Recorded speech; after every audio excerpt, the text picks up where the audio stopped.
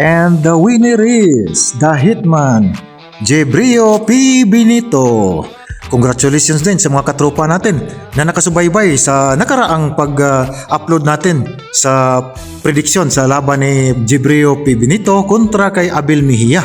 At ito nga, sana pumapaldo din kayo mga katropa, no? Yung mga nakasubaybay sa atin na mahilig din sa mga laban na underdog na may potensyal na ma-upset yung laban. At ito nga, napakalaking upset sa laban na ito mga katropa, no?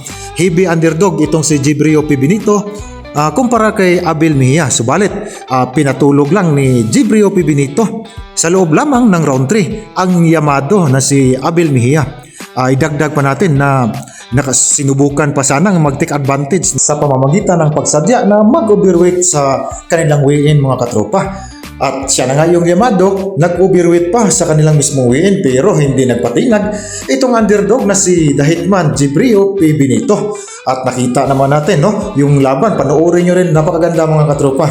Yung pagtumama, yung kaliwang kamay, yung lip hook nitong si Jebrio P. Benito sa pagmumukha ni Abel Mejia ay bumagsak, no? Parang pinatikim na yung kanyang lakas na pinakilala niya na ito yung lakas ko, no? At yung tumama nga yung right straight nitong si Jebrio P. Benito sa pagmumukha ni Abel Mejia sa round 3 ay goodbye, tapos na yung laban. Pinatigil na ng referee dahil nakita na yung kanyang eye pupils ay hindi na maganda mga katropa. Kaya magandang desisyon ay itigil talaga ng referee yung laban para masalba itong si Abel Mejia sa panganib mga katropa. So congratulations again sa mga katropa na tumama dito, no, yung pumapaldo.